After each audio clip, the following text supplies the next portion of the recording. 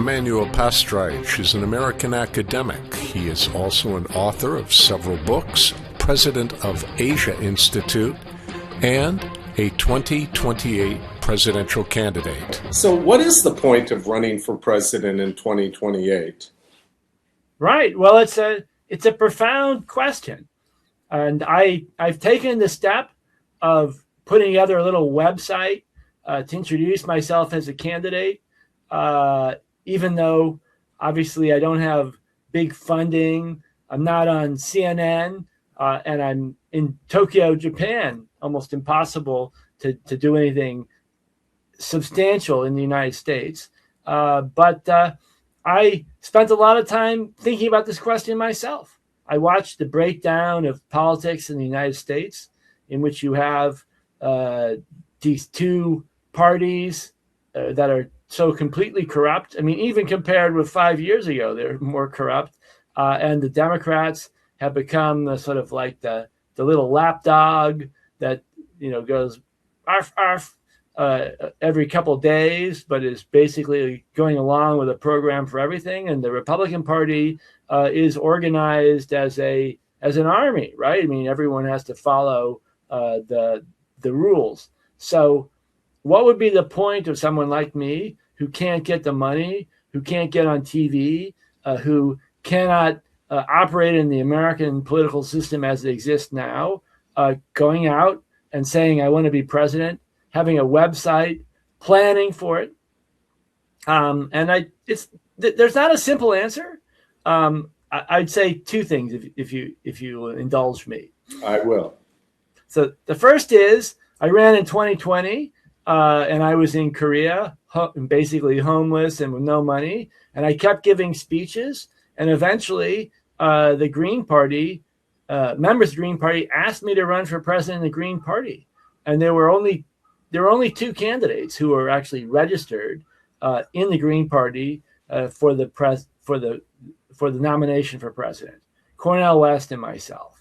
So clearly, those years of giving speeches and writing and talking to people about real issues made a difference in actually getting me in the third largest party as one of two candidates.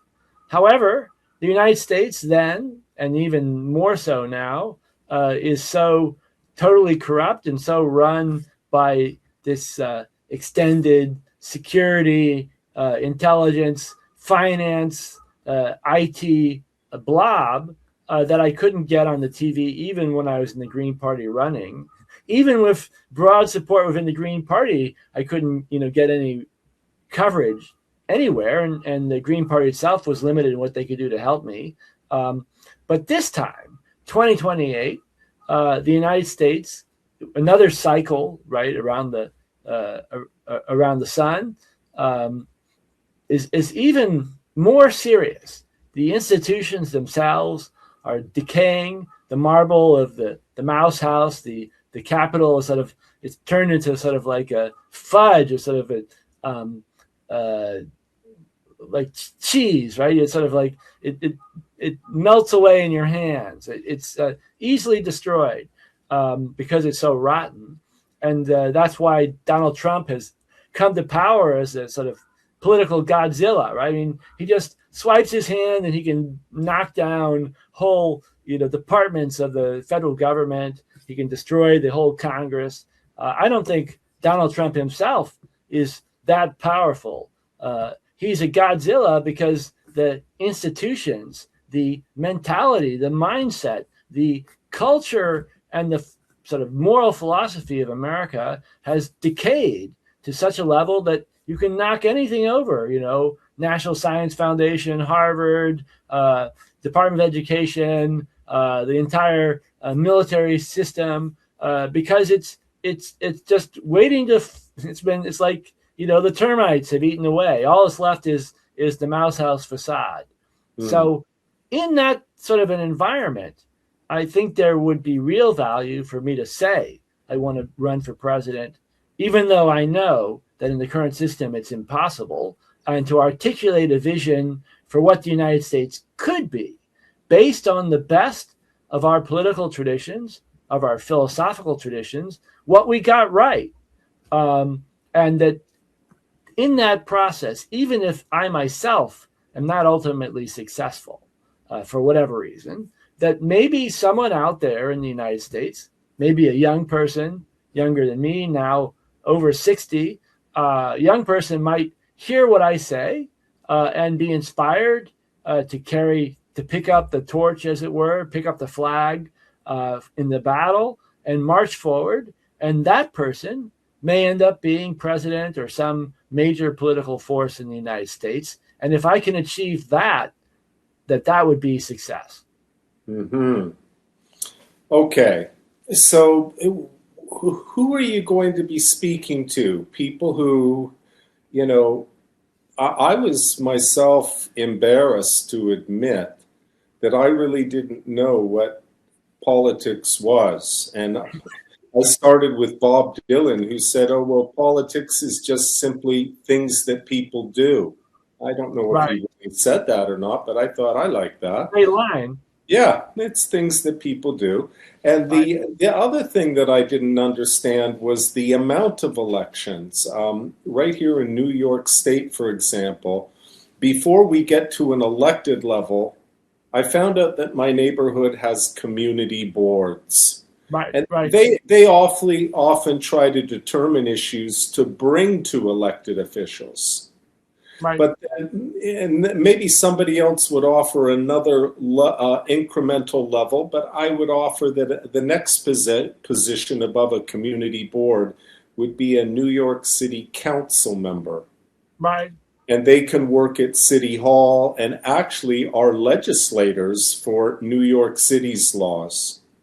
And then above your council members, you could perhaps start with what are called your New York Assembly member, meaning if you live in a particular neighborhood, you have a council member in your district, you have a New York State Assembly member, and they work up in the capital, Albany, and they are also legislators who pass state laws. We also have New York State senators. And then we have in every state 2 U.S. senators. And I haven't even begun to cover races for the governor, races for the mayor, races for judges and things like comptrollers, whatever that is. And then, then we get to our Congress, our 435 congressmen and our 100 senators, and then finally the executive branch with our president. And I'm sure I've missed out a whole bunch of important roles. But then these elections are also straddled. They don't all happen at the same time. So you could find yourself spending a lot of time not getting paid a dime for it, just trying to figure out what's going on with politics. So when you run for president, Emanuel, who are you talking to? Educated people or people you're trying to pull them away from Monday Night Football? It's an excellent question. You described very well the way the political system is set up, or at least on the surface of things. It's, however, as I know from my experience with Barack Obama in Illinois way back when, and as you know with the new mayor Mamdani, there is another level of politics, right? There are these people who just get dropped, parachuted in with their own backing from, in various sources which are opaque, and they're suddenly set up. And so there's the politics of working from the ground up, what people are concerned about, the way politics should be, participatory and a debate, a discussion about what is concerned for people, then that should move up the food chain, as it were. This is what in the book Diminished Democracy by Theda Skopel at MIT, she discusses this. She says the problem of America is that the participatory aspects of American society, veterans of foreign war, YMCA, local, the Grange before other things, local systems for governance, in which people every weekend in the old days would go out with their friends and have, these meetings and elect officials, that part of American society has died. We're all alone, essentially. And so there's this gap between the civil society for ordinary citizens and then these systems of governance up there. And that because there's that gap, the whole democratic system has been profoundly undermined. So we are cut off.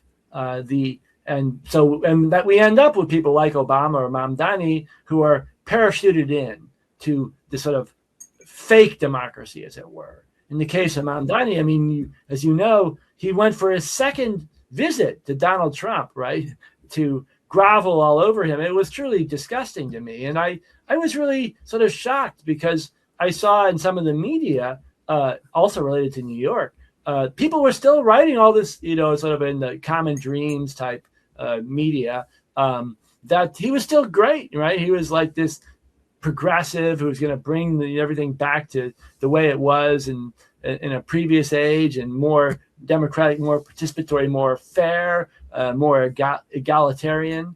And then you see these clear sort of red lights, that he was meeting with Trump before he was even sworn into office. And now he's rushing to see Trump just as he's ramping up both for enormous crackdown in the United States through ICE and other forms, but also for world war. I mean, I couldn't imagine if I were, mayor of New York, why the hell would I possibly want to go, have my picture taken with Donald Trump at this moment? And he's basically a pet. So so to come back to your question about, that's the environment we're in. So I obviously want to talk to all Americans.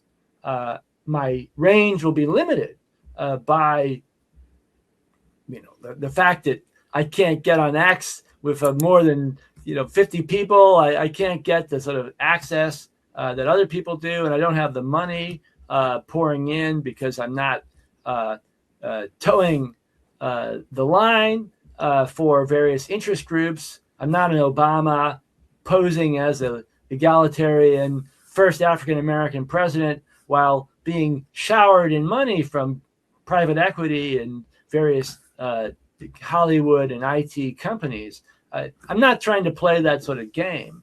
So it immediately cuts off that sort of support, and I can't get out to people.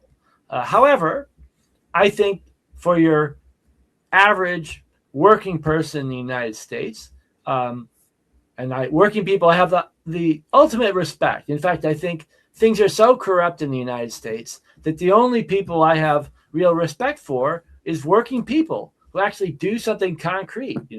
They cook food, they clean, they take care of some assignment that they're given at their job, and they do it well. This I have the ultimate respect for. I have much less respect for intellectuals, professors, government officials, elected officials who are engaged in this enormous charade, this enormous show, puppet show for the world.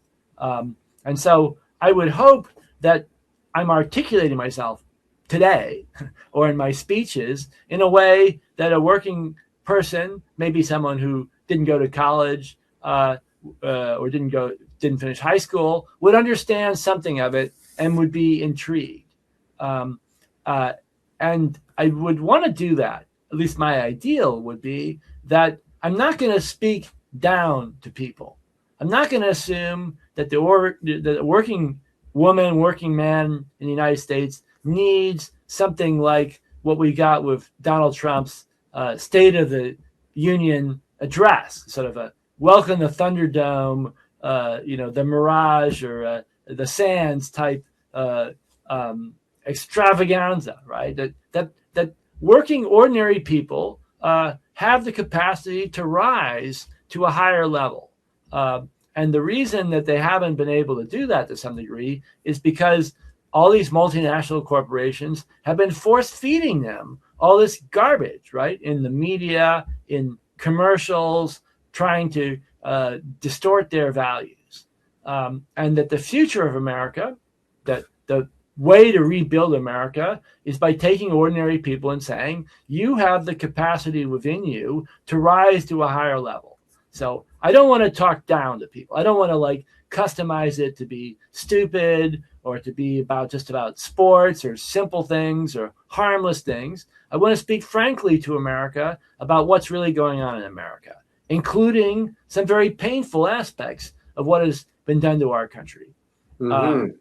This is a politics which will have a limited impact from the perspective of obviously, if you're a political consultant out there, if you're looking to find someone who you can latch on to, who will make some secret deal to be a progressive for the audience, but behind everyone's back, get through legislation to make you rich and powerful, to give away billions of dollars to these parasitic economic forces in the United States. And obviously, I'm not your man.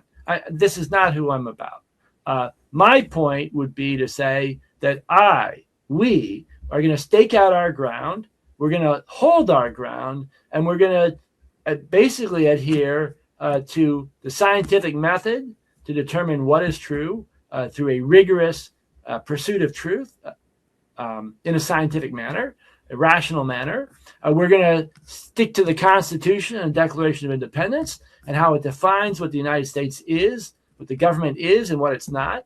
And we're going to stick to basic ethics, moral philosophy, the ideas of what is good and bad, which is the most critical thing, and which, as you may have noticed, whether it's in the State of the Union address or the response for the bankrupt response from the Democratic Party, which I discussed the other day, is totally absent. There's no discussion in any of these political debates about what it means to be a good person, what is ethical, what the founding fathers intended for the United States, what the positive aspects of our government are and how they can be realized, what it means to be moral, or the scientific method. How do we determine what is accurate?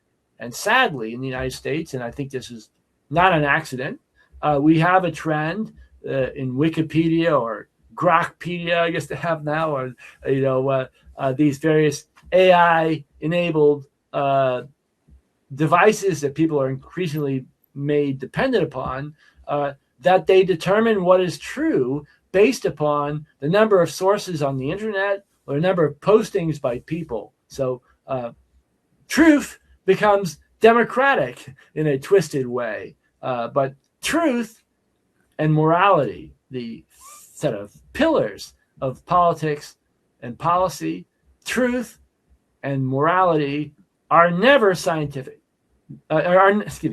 Truth and morality are never democratic. We do not vote on what is morally just, what is righteous, what is correct. We do not vote on what is scientifically accurate. These things are determined by other criteria. I mean, today it's a remarkable group of people around Donald Trump. I mean, Kushner is, now and Witkoff, they're basically making policy. Not only foreign policy, but domestic policy. And then Stephen Miller. These guys are deeply cynical. And so I would say the answer to the question is, along the same lines, right? Is that my role is to set a ethical and institutional a higher bar. That's the point. And to say, for example, that this culture you describe, where people want to get ahead, make more money, become the head of a company, this is the Donald Trump model. It's one of the reasons why he had appeal with certain groups. But this is essentially flawed. That are in America's own political tradition and in our Western moral, for that matter, Eastern ethical traditions, the goal for the individual or for the family should be to realize one's full moral and intellectual potential. So if you're a farmer, to be a good farmer and to do it in an ethical and scientific way with concern for society. The idea that one has to somehow make more money and be like like Bill Gates or Bezos or any number of these parasitic billionaires, this has seeped into our culture. It's a poison that it's gone deep into our culture, and it is in some ways the primary reason why Donald Trump is president, is that we have this culture in which what is true? Did Donald Trump win the election or not? Are these policies going to help America or not? Are ordinary people going to benefit from any of these things that the Democrats or the Republicans are pushing? This is not an issue anymore for so many people in politics and in business, because their interest is just to get ahead themselves. And we see this, I see it all over, including among friends and family from my own sort of background of people who went to, and this is, by the way, not a secret. So I went to Yale. I grew up in a relatively privileged environment, and I watched since the 1980s how increasingly those people who had the privilege of receiving a good education, they see it as a privilege, right? That they can just live a good life. It's their right to make a lot of money, however ruthless way they do it, and they have no obligation to make America a better society, to participate in creating something better, and that their main interest is becoming upwardly mobile. But Yeah. that's not American political culture. That's not what the Declaration of Independence and the Constitution, or for that matter, the writings of Thomas Paine and others, that's not what it's about. And it's not the moral tradition. If we go back, all the way to the Bible or to the Greeks, that was not the point either. So can we in the United States reintroduce the idea of a government of the people, by the people, for the people, with foundations in the best of our moral tradition? Okay. And I know that in the past, can you tell us about some of the books you've written, and also how some of them include a kind of like a pictogram, or in other words, a photo or a drawing that explains complex issues with a drawing. So I guess that's two things. Can you tell us about the books that you've written, and also the use of those types of illustrations to explain concepts? Right. So from 2020, when I first declared my candidacy as an independent, which is relatively easy to do, I was in Washington, D.C. Of course, I was out of Washington, D.C., basically thrown out, and in Korea within a month. But I continued the campaign in Korea. The only thing, I was basically homeless and penniless, but I could give the speeches, write them. I had a computer and record them and post them. And I got better at giving speeches, obviously, by doing it frequently. I was able to address issues that others couldn't do. And eventually, my speeches formed a book, and eventually two books. The first book was I Shall Fear No Evil, which laid out both a platform for what I would do as president, running as an independent, and also includes, I guess, about 12 of my speeches. The speeches are not very long, on critical issues in facing America today. Then, but also today. And then they continued. Basically my campaign never ended. I didn't really recognize the Biden administration as president. I was, in that way, I was on the same page as Donald Trump. I didn't recognize this as a legitimate government. And I continued the campaign for president, giving more speeches. And that eventually became the book, the bitter tonic known as Truth, in which I explored in even greater detail what the fundamental issues are in the United States in terms of this moral principles in terms of how technology impacts society, the way in which money and a money-focused economy has corrupted our political and educational system. And I think I was able to do it in a manner that other politicians are not capable of, because they're dependent on money, right, from various sources. And so the main point for a politician in the United States today, and this hasn't always been the case for all politicians, but it's true now, is to form a group of wealthy supporters who will fund you and lead the way to even more money. And so that's your audience. It's not the average working American. It's this class of people who can donate.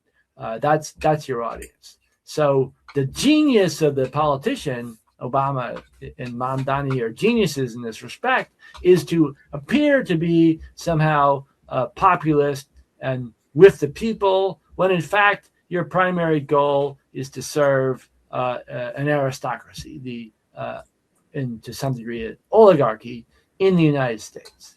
Mm-hmm. Now, the second point that you mentioned was about explaining with pictures, the cartoons. And I have produced maybe 50 or 60 of them, trying to show, how Donald Trump works in American society, who influences him, how politics actually functions. And that was really aimed at ordinary Americans to help them understand what's a very complex and confusing political economic system in the United States. And that I enjoyed doing. I had a friend who did the final draft, because my ability to draw is not as sophisticated as some, but it had very strong, it was very effective, put it that way. And so to some degree, you could say my campaign is a form of education for citizens.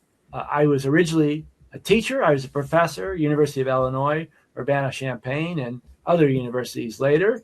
And my job was to try and teach ordinary young kids at University of Illinois, some from Chicago, but many, from rural areas in Illinois, ordinary kids, ordinary young people about, I was teaching them about Asia, which is my field, but it was also teaching about the United States. And so I highly value that. In some way, that's what the campaign, whether I end up as president or in some important role in the United States, or whether I'm completely ignored, the point is the campaign itself, the process itself of giving speeches, talks like this about concrete, real issues, in which the point is not to say that I'm a magician, I'm going to solve your problems for me, the sort of Obama, Mamdani, or for that matter, Trump approach, is to say,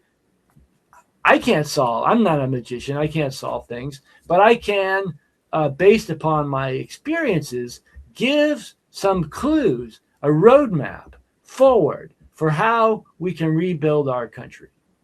However, the condition I've put in my speeches, in my talks, is that we first have to recognize the severity of the situation that we find ourselves in, to recognize the criminality, which is awash over our entire government, to recognize the dishonesty of basically all the media that we're forced to watch, whether it labels itself as progressive or conservative, to recognize how institutions, universities, local government, companies, and other sort of NGO organizations have been profoundly corrupted, or become money machines, no longer serving their purpose.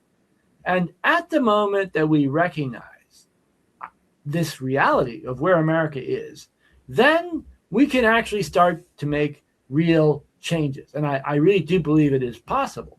That's the whole point of continuing this effort. However, if we live in a limited hangout, feel-good environment in which we've decided that these massive sort of cancer of corruption and decay and state crimes and harassment of people, marginalization of most of the country, that we just didn't notice that. We'll just cover it over, with some plaster. That if we take that position, our country is going to be in for a very, very painful period of time. And I think I'm not talking, a couple of years. I'm talking 20, 30 years. That we're on track now, to be blunt.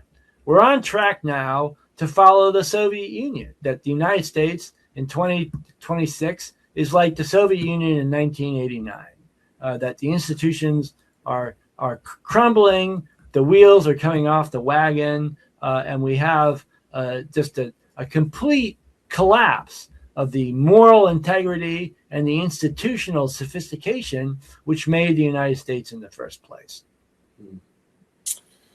Emanuel Pastreich, is there anybody within the Congress, I'm sitting in front of the model of it, is there anybody in the Congress who you think gets it right? Well, I hesitate to endorse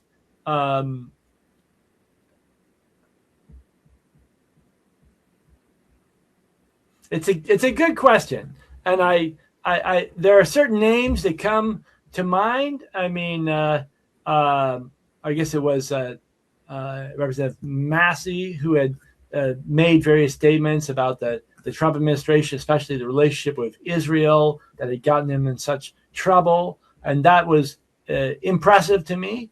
But I guess I would stress rather than, and I've also been very critical.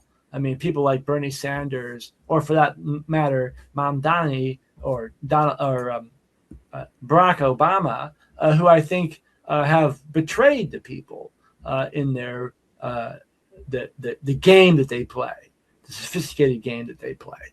But I hesitate to praise anyone particularly, because I think we, the people, the citizens of the United States, have to first recognize that basically anyone in the Congress has already signed on the dotted line regarding the rule of Wall Street, the power of multinational banks and private equity, the control of communications by IT companies who are linked to private equity, to intelligence, and to other privatized parts of the military, that these realities are basically, this is the way it works today. The traditions that existed before, we can find them. They're there. There are traces out there that we can find, but basically in the mouse house behind you, really nobody is talking about that. I would say there's not a single member of Congress who's thinking to herself, to himself, how do we realize the potential that was articulated for the United States in the Declaration of Independence and in the Constitution? Nobody. Because if you actually went back to that ideal, right, the spiritual and intellectual power of the United States, you'd have to recognize that really no one in Congress is entitled to play that role. That the entire Trump administration, in bed with, in cahoots with the Democratic Party, has created a complete dictatorship. And the State of the Union address made it quite clear that the Republicans are one block, no tolerance for any deviation, and the Democrats are able to object on a few minor points. But as we saw at that sad State of the Union address, when Al Waters, the one African-American congressman, I think, he held up a sign saying, I think, black people are not apes. It was a minor criticism, but he was escorted out of the Congress, which I think there's really no reason to do that. He's in the Constitution. His status is equal to the status of the president. his role is different, but there's an absolute equality between the two. And so if the Democratic Party was a real opposition party, if it were, when Al Green was dragged out, escorted out of the Congress, out of the Capitol, for something like holding a sign saying black people are people, right? Blacks are people, right? That the entire Democratic Party should have walked out with him. That nobody should have stayed. I noticed the camera stopped, at least the camera that I was looking at. I could see somebody yanking the sign from him. But I saw that too. They cut to another angle. It was only later on I learned that he had actually been removed as well, and I saw that he wasn't sitting in his position later on. Right. Well, so that would be my position. That if the Democratic Party had, any real potential as an opposition, they would have all just walked out at that point. But have you ever seen anything like that happen before, though? In the United States? Well, I mean, now that you've mentioned it, we have something to refer to it going forward. But I don't know if I've ever seen an entire party in the Congress walk out at once, although I would have been very impressed had they done that. You would have been impressed, right? That would have been real politics. That would have been real politics. That would have been a showstopper. I don't know why they didn't do it. Well, they could have just refused to attend. And I think the answer to that is... I think many did. Many did. My Congresswoman, Alexandria Ocasio-Cortez, she didn't go. I think there were quite a few who didn't attend. Right. So, I mean, there was that...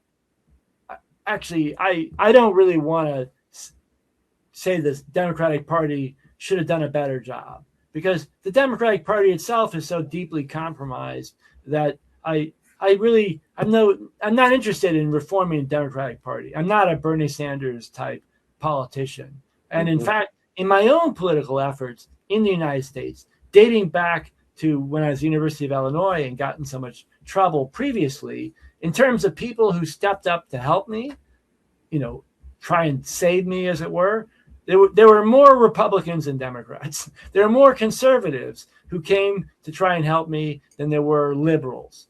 And that made a deep impression on me, that there was a decency in many of the sort of what we call conservative groups in the United States that was sort of hidden from me growing up my family was much more a Democratic family. But I was shocked when my friends and family and others this sort of upper middle class and environment in around Ivy League schools, or in Boston and San Francisco, New York, places where I had lived, that when it came to 9/11 or COVID or any number of things that state crimes in the United States in that period between 2000 and the present, that they all chickened out. They were gone. No one wanted to talk about anything difficult. They took the Noam Chomsky,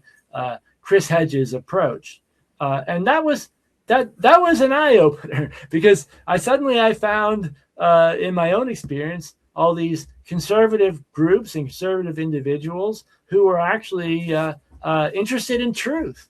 They're not afraid to address the profound moral and institutional corruption of the United States. And so I'm not running as a Democrat.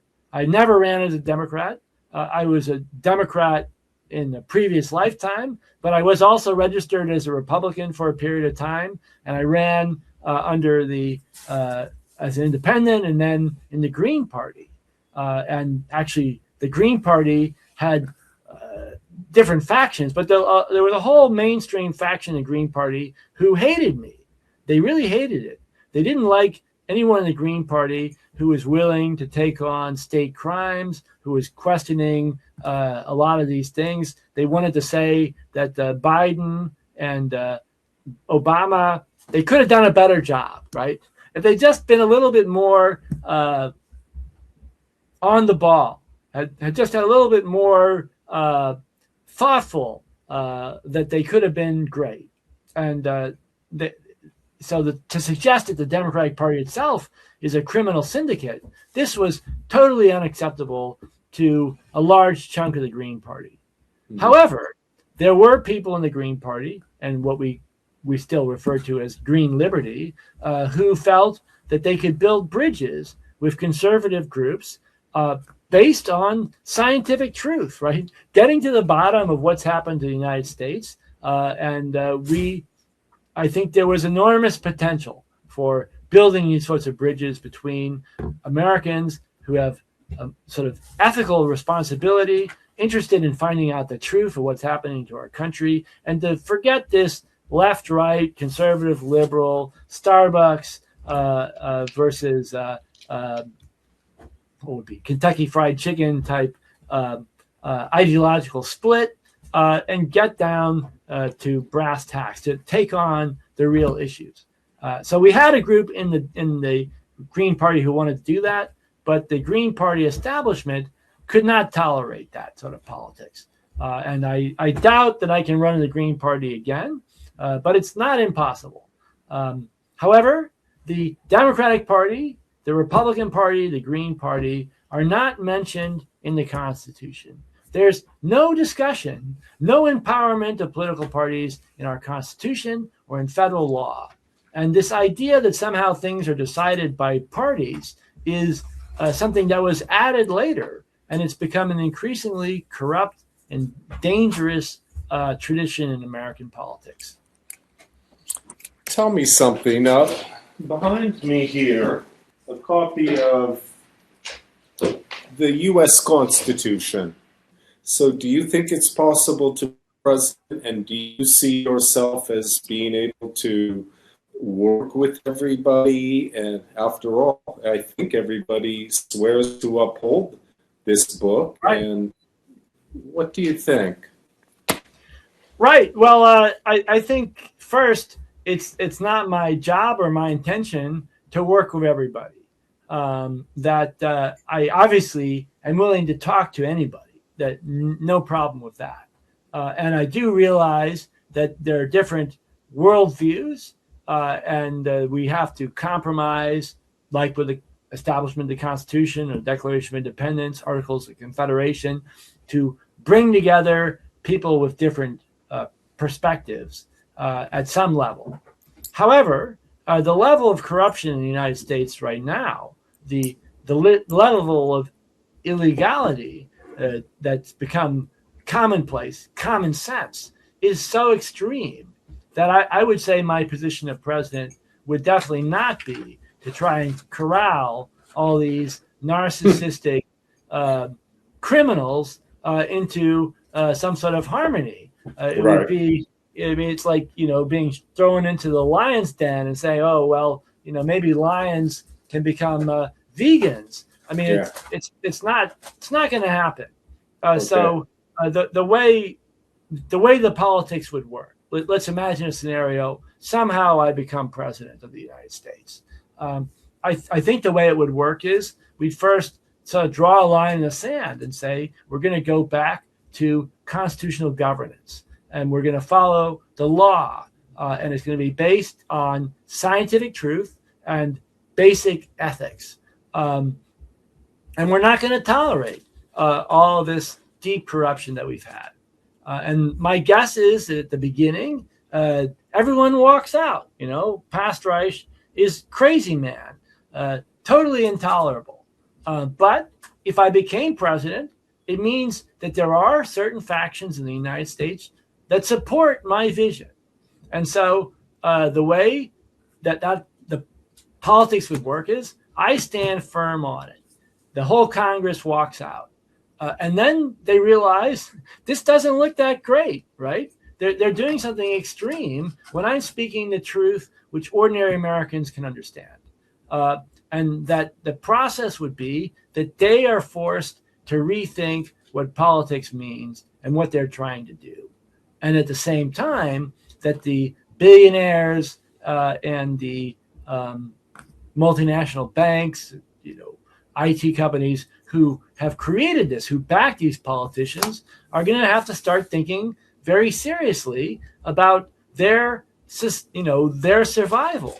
Because my position is going to be that based on the Constitution and on federal law, that all these things that were done to the American people, from the 9/11 incident, the crackdown, the creation of Homeland Security, just basically destroying people's daily lives, the printing up of money by the Federal Reserve for private banks, the COVID-19 operation, that all these things the American people should be compensated for. These were criminal actions undertaken against the American people. So that means that my position is going to be, as president, that we're going to seize the assets of all these multinational corporations and the billionaires behind them who orchestrated all these crimes against the American people. At this point in the dialogue, you're going to see a transformation. That some of these politicians who are playing this previous game are going to start to think, well, actually, if Pastreich's, plan starts to go forward, these people who I've been kissing the ass of for my whole career, they may be, high and dry. They may be in jail. They may not have any money. And at that point, there'll be a sea change, and we'll start to get back to real politics. And politics is not a bad word. It's I don't see it as a negative. There's the nuts and bolts of serving the people, not the billionaires, not the oligarchs, not multinational corporations, but the people of the United States. And so I think that what I just sketched out for you, which is to take a stand, which is strong, with support for a certain bloc in the United States, and make it clear to those politicians who are dependent on the money machine that the money may disappear, that the money machine may end up in jail, right? That could transform American politics. I'd like to ask you, it sounds to me like you're talking about a federal collapse, much like Enron collapsed. Right. But I'd like to ask you three things. One, first about our own Attorney General, Pam Bondi, and then about the Epstein files, and then about Iran. So starting with Pam Bondi, did you have a chance in Japan to see some of her questioning by the House Oversight Committee? I did, and I saw her reference to the stock market. Her classic. So she was in Florida, is that correct? She was like I'm trying to remember how she was originally. I'm sorry, I'm not up on top of things in Washington. An attorney in Florida. I think she was the Attorney General of Florida. She became Attorney General of Florida, but she was very unqualified for that and inexperienced. And basically, she rose to her position through personal loyalty to the Trump family. Which is classic, mafia politics. And she doesn't really know what she's talking about, and so she'll use the sort of force of her office and intimidation to try and stay on top of things. Like a petulant, immature young girl. Right. Well, I think she represents well the current institutional decay.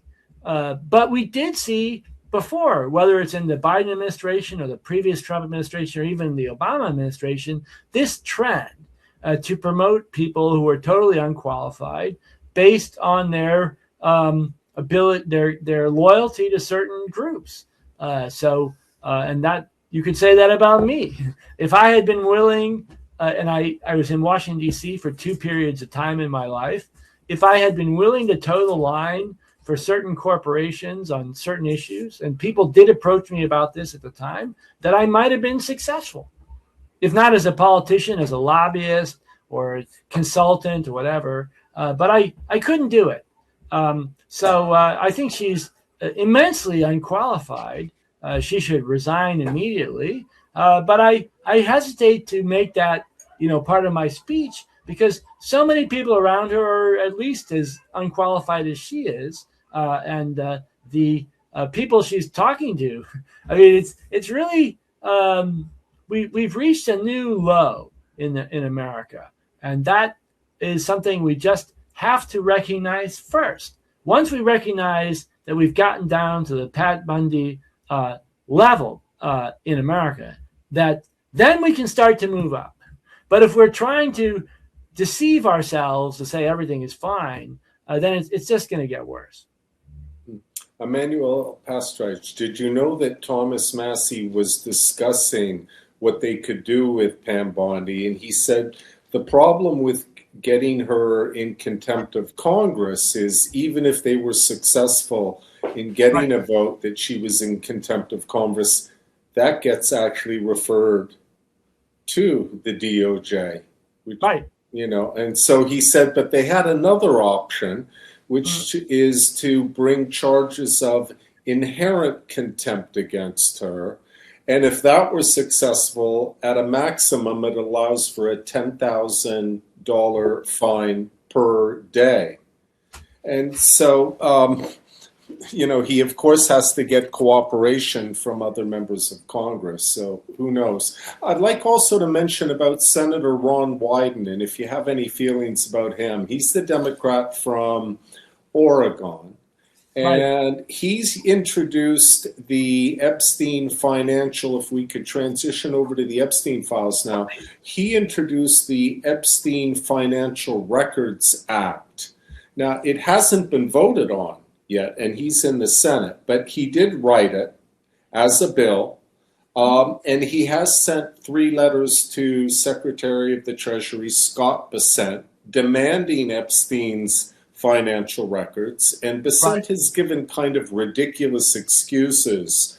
But it's been quite a long time since Wyden wrote this bill, and he hasn't brought it to the floor for a vote.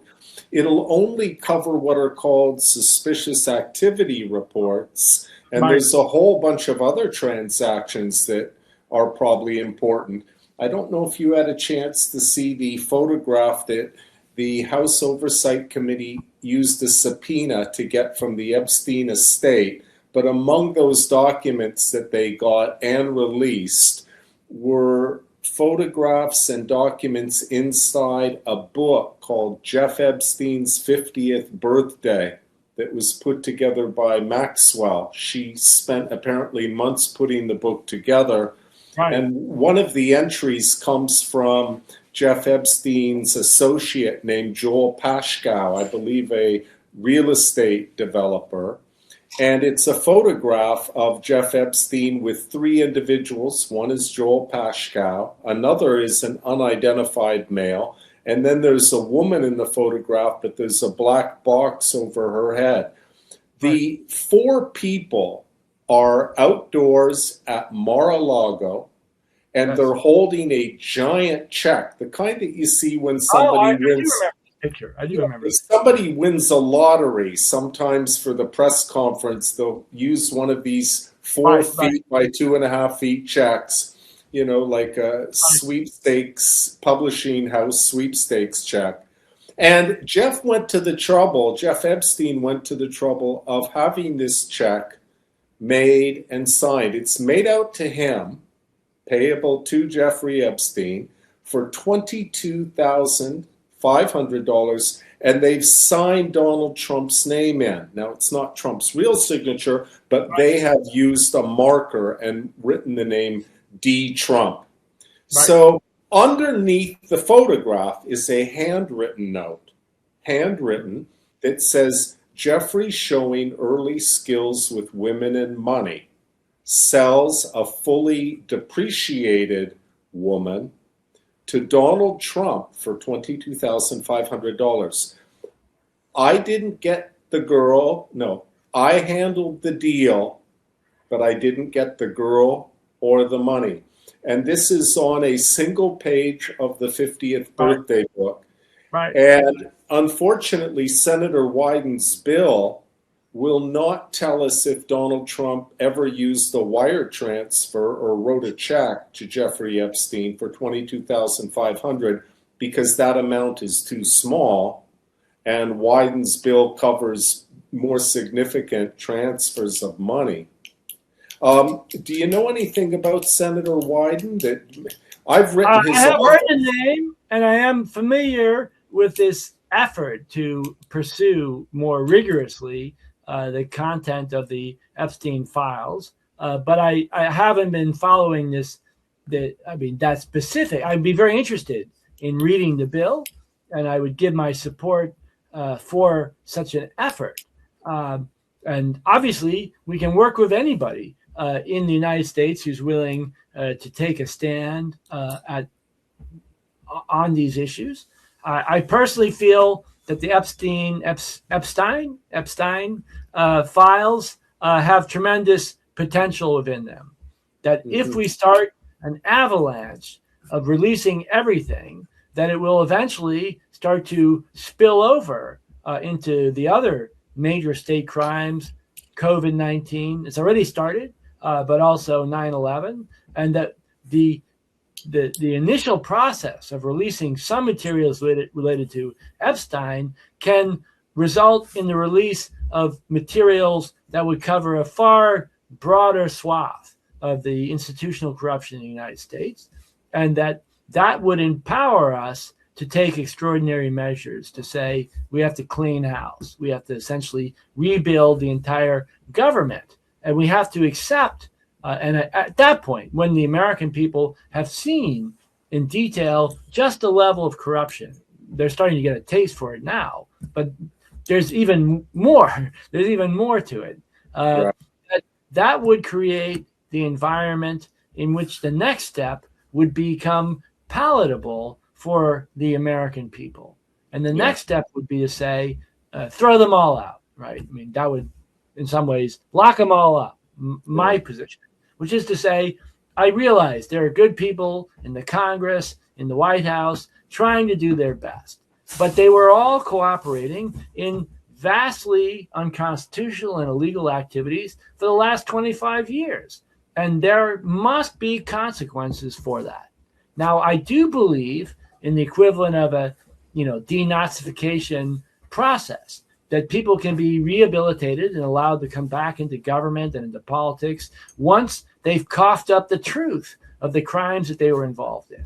But my starting point, as should be clear to you now, is not to say that I have to bend over backwards to service the false gods of Washington in the horrible institutional corruption. That's not my position. My position is that this is what the Constitution, what basic human morality demands. And if people can't meet the most basic levels of that, then we don't need them in our government. And if that means it's me and you and a handful of people who are standing up to be the American government, then the Declaration of Independence empowers us to do so. The people are empowered in a constitutional process to say that the government is no longer serving its purpose. It's not the government anymore. I mean, I guess maybe I would put it that way.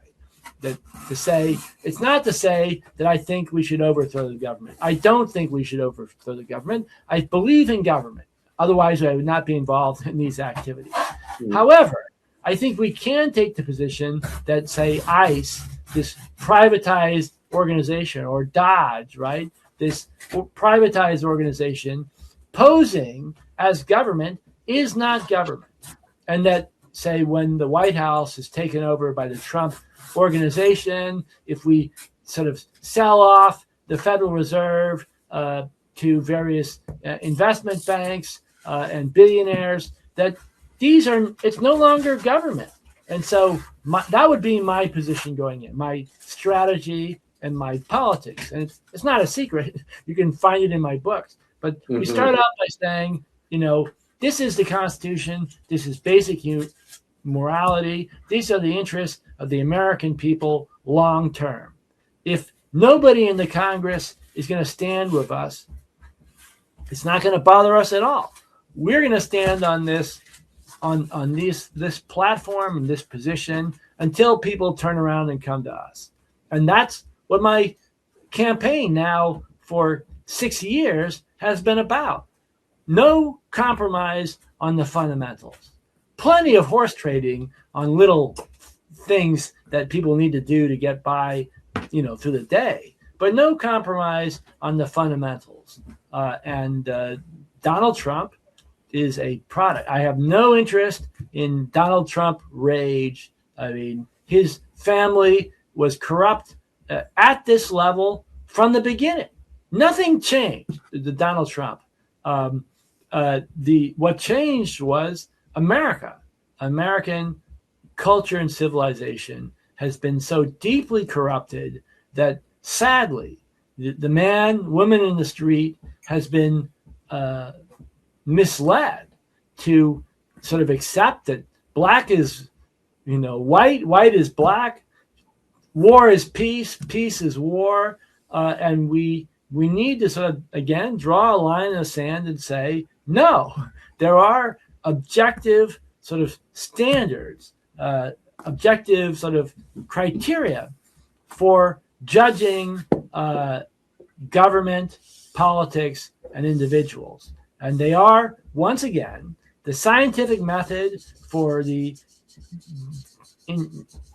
deduction of truth from facts on the one hand, and the basic human morality supporting the institutions as defined by the Constitution. And as defined by the Constitution, obviously has to be reinterpreted for the specifics of our age. But that there is no possible interpretation of the Constitution which permits for this deep corruption we see today. Okay. Should we wrap it up for today, Emanuel? And I appreciate it. Continue the next time. Is there any last word that you'd like to say, or was that it? Oh, I would just encourage anybody who would like to reach out to me, please contact me, and to stress that this possible campaign and our activities is definitely not about me, right? It's not about me as, miracle worker, magician solving your problems. But I hope that through these discussions like this very profitable one today with Ian, that we can find a way forward, work together, and that somebody amongst you will take up the banner and march on. All right. Before we go, I see you a lot on TikTok. So I'm going to put your TikTok account there too. And you also have videos in more than one language. Right. So that's my campaign was a little bit different in that I ended up spending time abroad, and I was interested in international relations from early on. But one of the things I did was to translate a lot of my materials into other languages. And because I speak Chinese, Japanese, and Korean, that's a first for American politician, first for American candidate for president. I have a different perspective. And one of them is that Asia is important in the United States, not just as a threat, but as a partner as well. And that the first thing Americans have to do is to understand Asia. And so you can sort of imagine what the symbolic value would be if you had an American president who could give speeches in Chinese, Japanese, and Korean, what that would mean, how that would change America's status in the world, and how strategically the United States would be able to respond to the rise of Asia effectively if it actually had a president who understood Asia well, intimately, and could evaluate what the real threats are, what the potential is, and how the United States can reinvent itself to these new challenges. Not simply to say, oh, the Chinese Communist Party is evil, we have to protect ourselves from it, but to understand how China works. What are the different factions? What are they concerned about? What are they trying to do? And how can the United States understand China, Japan, Korea, other countries effectively to promote our own vision for what Asia could be, what the world can be, and most importantly, what the United States can be, serving a positive and constructive role in the world.